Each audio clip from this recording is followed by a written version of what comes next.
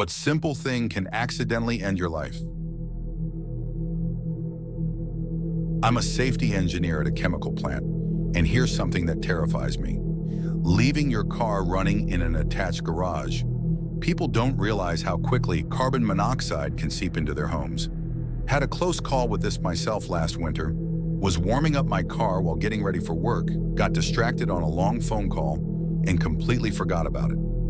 My home office is right above the garage. About 20 minutes later, I started feeling really dizzy and had this killer headache. At first, I thought it was just stress or maybe coming down with something. The scary part? I probably would have just laid down to rest if my neighbor hadn't started banging on my door because she saw the exhaust building up. It was a really cold morning with no wind, so the fumes were visible. The really chilling thing is how subtle it is. Carbon monoxide doesn't smell like anything. You just gradually get sleepier and more confused, which makes you less likely to realize something's wrong. Your judgment gets impaired right when you need it most. The firefighters later told me my CO levels were already dangerously high. If my neighbor hadn't noticed, well, I probably wouldn't be typing this. What keeps me up at night is thinking about how many people probably died this way, and everyone just assumed they had a heart attack or died in their sleep. Now I'm almost obsessive about CO detectors. I have one on every floor and check the batteries monthly. It's crazy how such a simple mistake, just leaving your car running, can end everything. Edit. Since this blew up, please get carbon monoxide detectors for your home if you haven't already. They're literally lifesavers and they're not expensive. And check the batteries regularly. ER nurse here.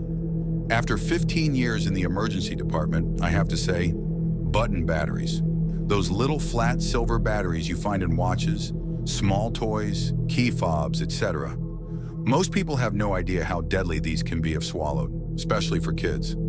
I'll never forget this one case that still haunts me. Parents brought in their 2-year-old because she was drooling excessively and refusing to eat. Turns out she had swallowed a button battery from a bathroom scale 4 hours earlier. They didn't even know it was missing. Here's the terrifying part. These batteries don't just cause a choking hazard. They actually create an electrical current when they come in contact with tissue, and they can burn through your esophagus in as little as 2 hours. By the time they got to us, the battery had already caused severe damage. The next few weeks were absolute hell for that family. Multiple surgeries, feeding tube, the works. Kid pulled through eventually, but there was permanent damage. We were lucky. I've seen cases where these batteries burn right through into major blood vessels. When that happens, well, let's just say the outcomes aren't good. What makes this extra scary is how common these batteries are in our homes. They're everywhere, and they look kind of like candy to little kids. Shiny, small, perfect choking size. Parents often don't even realize when one is missing because who regularly checks their scale or car key fob to make sure the battery compartment is secure? Pro tip, if you ever suspect a child has swallowed a button battery, it's an immediate emergency. Don't wait to see if they pass it naturally or give them food water. Get them to the ER immediately. Every minute counts. And for the love of God, secure all battery compartments with heavy tape. TLDR, button batteries can literally burn a hole through your insides in hours. Keep them away from kids and pets. Edit. Thanks for the awards, but please spend that money on securing your battery compartments instead. And yes, lithium coin batteries are the most dangerous ones. Hiking guide here with a sobering story about water. Not drowning, I'm talking about drinking water. Specifically, drinking too much water. It's called hyponatremia, and it killed one of our clients last summer. She was a super fit marathon runner doing a challenging trail in hot weather. Thing is, she was so paranoid about dehydration that she kept chugging water at every stream crossing, like literally forcing herself to drink even when she wasn't thirsty. She had this strict rule about drinking X amount every hour that she'd read in some fitness blog. What most people don't realize is that drinking excessive amounts of water can dilute your blood sodium levels to dangerous levels. Your brain starts to swell and things go downhill fast. By the time she started showing symptoms, confusion, headache, nausea, we were still 2 hours from the nearest access point. She became increasingly disoriented, then started having seizures. We couldn't get her out in time. The truly fucked up part? She was trying to do everything right. She'd read all these articles about staying hydrated, but nowhere did they emphasize the dangers of overhydration. Everyone talks about not drinking enough water, but hardly anyone mentions you can die from drinking too much. Now I drill this into every client. Drink to thirst. Your body's actually pretty good at telling you when it needs water. If your pee is clear, you're drinking too much. It should be light yellow. Sports drinks help because they contain electrolytes, but even those won't save you if you're flooding your system. The woman who died? She left behind 2 teenage kids, all because of something as simple as drinking too much water. Every time I fill my water bottle now, I think of her. Edit. Since people are asking, yes, this applies to any endurance activity. Marathon runners are actually at high risk for this. Listen to your body's signals. Don't force yourself to drink when you're not thirsty. Edit 2. To clarify, I'm not saying don't drink water during exercise. Just don't overdo it and pay attention to your body's signals. This one hits close to home because I lost my apprentice to it last year. Daisy chaining power strips. You know, plugging one power strip into another to get more outlets? Yeah, that seemingly innocent thing can kill you. I'm a master electrician with 23 years of experience, and I've seen some scary shit, but nothing prepared me for that day. Kid was working in a home office setup.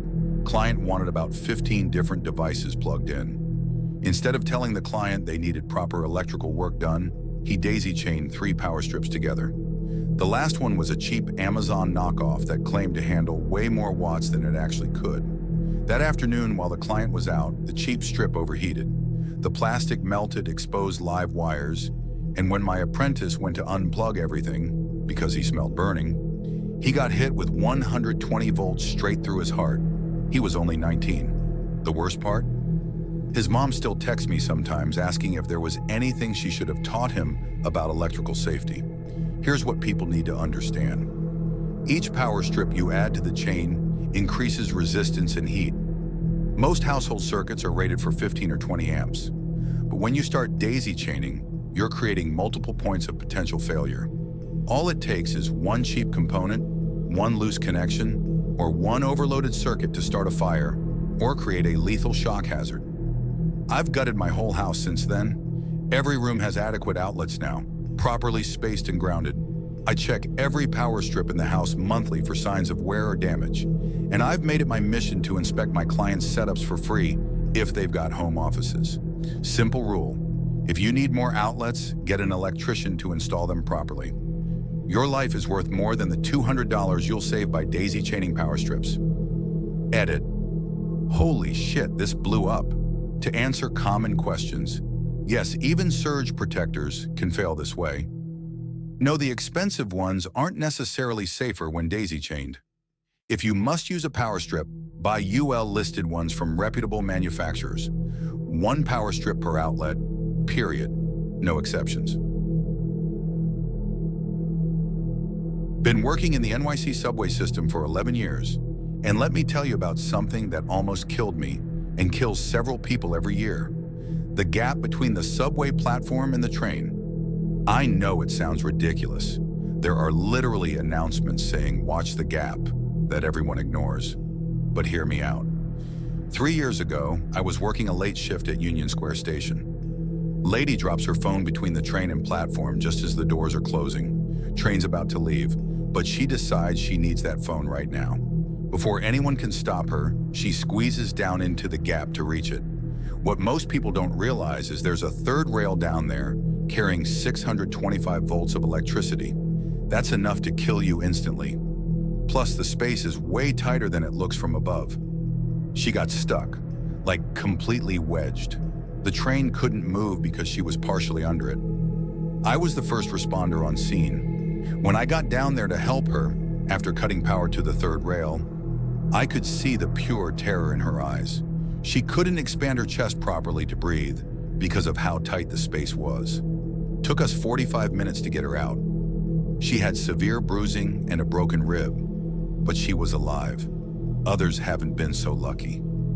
The thing that keeps me up at night? While we were working to free her, at least 3 other people asked if they could quickly grab their dropped items from different gaps along the platform. Even after watching someone almost die, even after seeing 5 emergency responders working to save someone, the pull of that dropped item is just too strong for some people to resist. Here's what I need everyone to understand. If you drop something onto the tracks or in the gap, leave it there. Tell a station worker. We have tools to retrieve items safely, and we do it hundreds of times a day. No phone, wallet, or anything else is worth your life. Last month, we pulled out 897 phones, 435 wallets, 234 AirPods, and countless other items. Want to know how many of those were worth dying for? Absolutely 0. Edit. Since people are asking, yes, we see this more often when people are drunk. And no, we won't judge you for dropping something. We'd much rather help you get it back safely than have to call the coroner. Pediatrician here with an absolutely crucial warning. Letting babies sleep with blankets or soft toys. I know this might sound overly cautious, but I've seen way too many preventable tragedies in my 15 years of practice. Just last month, I had to pronounce a 4-month-old baby girl dead after she suffocated in her sleep. The parents did everything else right. They had a nice crib. They always put her on her back to sleep. They kept the room at the right temperature. But they thought one small, soft blanket would be okay because she gets cold at night. The blanket ended up wrapped around her face and, well, you can guess the rest.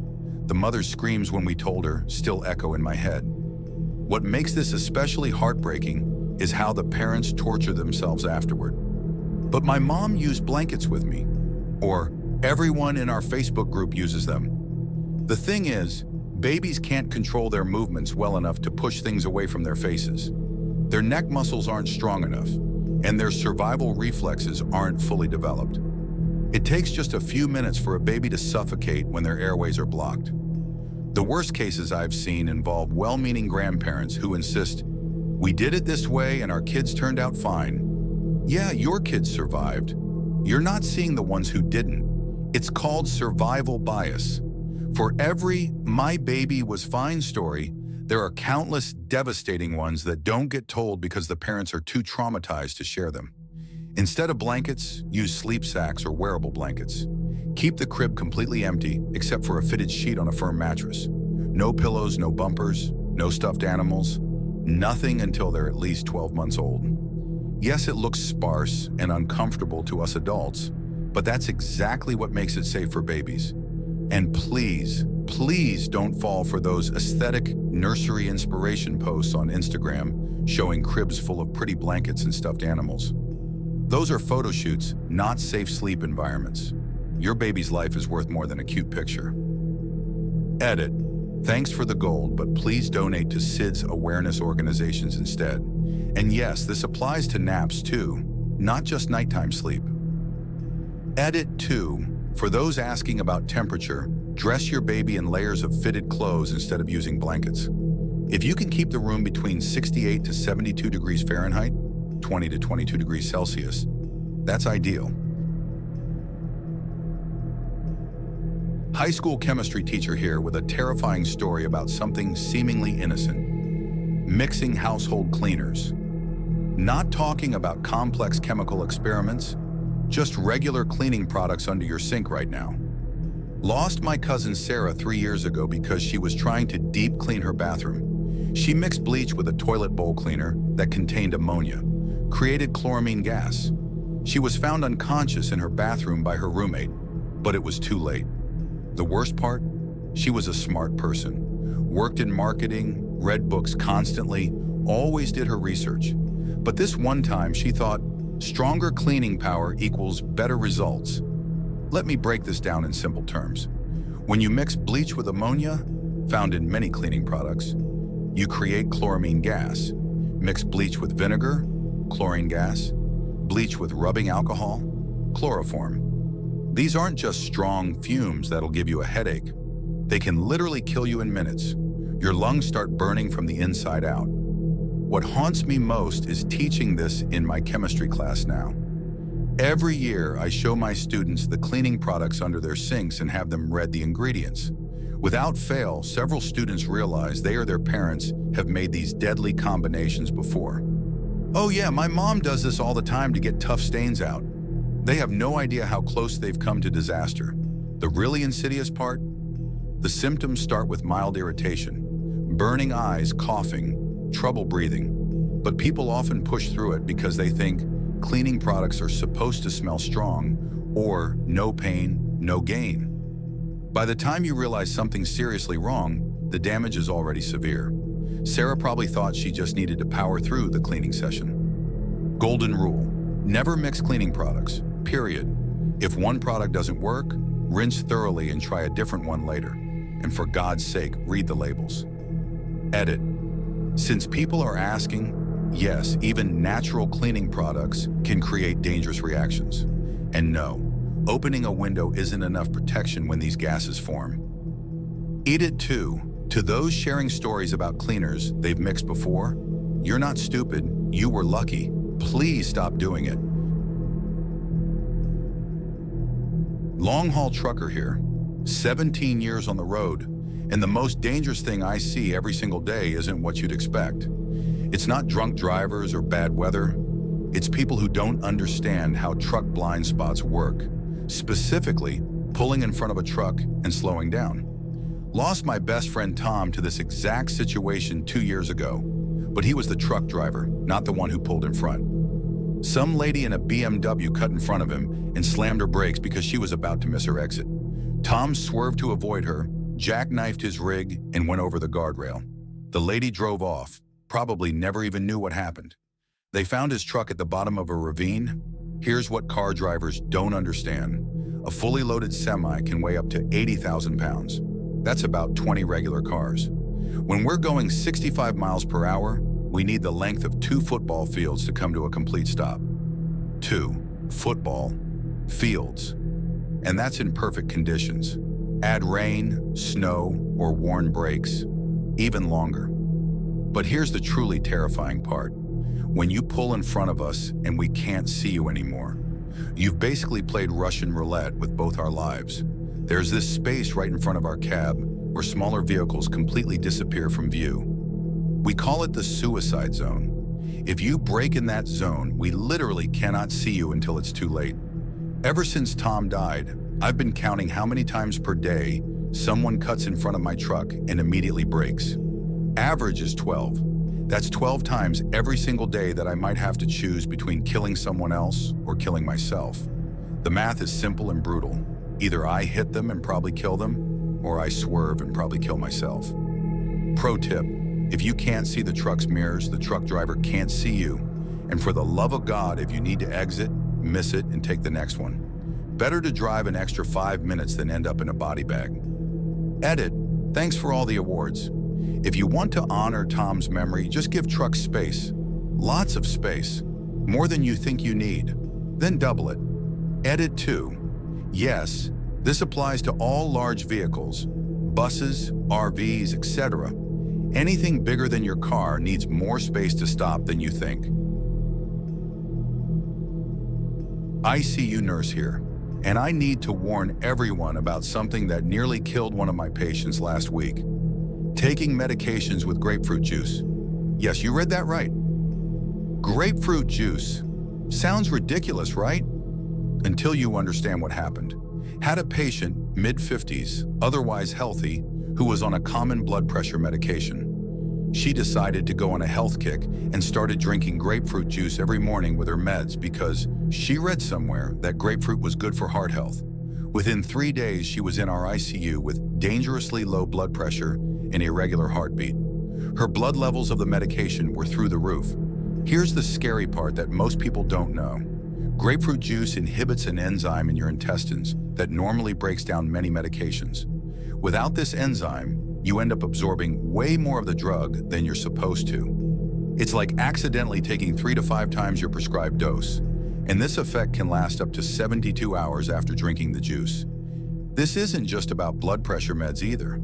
Grapefruit juice can interact dangerously with cholesterol medications, statins, anti-anxiety drugs, heart rhythm medications, some antihistamines, certain sleeping pills, some cancer drugs, many psychiatric medications. What makes this especially dangerous is that people often don't mention drinking grapefruit juice to their doctors because who would think it matters? It's just fruit juice, right?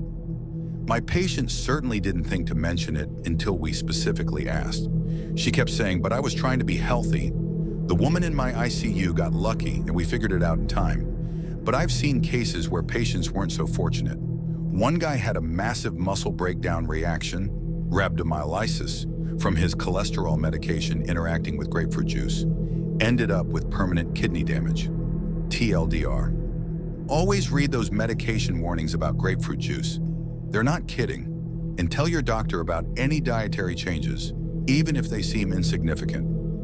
Edit. Yes, this applies to fresh grapefruits too, not just the juice.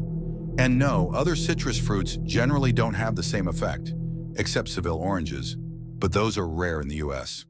Edit 2. For those asking, no, you can't wait a few hours between the juice and your meds. The effect can last up to 3 days. Home inspector of 20 years here. The most insidious killer I've encountered? Dryer vents. Not the little lint trap you clean after each load. I'm talking about the actual vent pipe that goes from your dryer to the outside of your house. This silent killer claimed my next-door neighbors' lives last year. Lovely couple, both teachers. They were meticulous about cleaning the lint trap after every load, but nobody had cleaned their dryer vent in the 8 years they lived there. One night, they put a load in before bed, something millions of people do. The vent was so clogged with lint that the heat had nowhere to go. Lint is incredibly flammable. It's basically kindling. The heat built up, the lint caught fire, and the fire spread through the walls while they slept. They never woke up. Smoke inhalation got them before the flames did. What keeps me up at night is that I could have prevented it. I'd offered to check their vent when I inspected the house next door, but they said, "Oh, we always clean the lint trap, we're good." Like most people, they didn't understand that the lint trap only catches about 60% of the lint. The rest builds up in that long vent pipe, creating a ticking time bomb. When I go into houses now, I find completely blocked vents all the time. The signs are there. Clothes taking forever to dry, dryer getting really hot, musty smell in the laundry room. But people ignore these warning signs because dryers are such everyday appliances. We don't think of them as dangerous. After what happened to my neighbors, I started keeping records. In the past year alone, I've found 47 dryer vents that were more than 90% blocked. That's 47 potential tragedies waiting to happen. When I pull out the built-up lint, it often comes out in solid tubes, like a deadly papier-mâché project. Pro tips that might save your life. Get your dryer vent professionally cleaned every year, more if you do lots of laundry. Never run your dryer while sleeping or when you're not home. If clothes take more than one cycle to dry, check your vent. Install a CO detector near your laundry area. Make sure your vent pipe is actual metal duct, not plastic or foil. Edit, a lot of you are asking about those dryer vent cleaning kits from hardware stores. They're better than nothing, but they often just push the lint further in rather than removing it completely. Get it done professionally at least once to see how much they actually remove. Edit 2. Yes, this applies to apartment buildings too. Actually, it's often worse in apartments because the vents are longer and have more bends.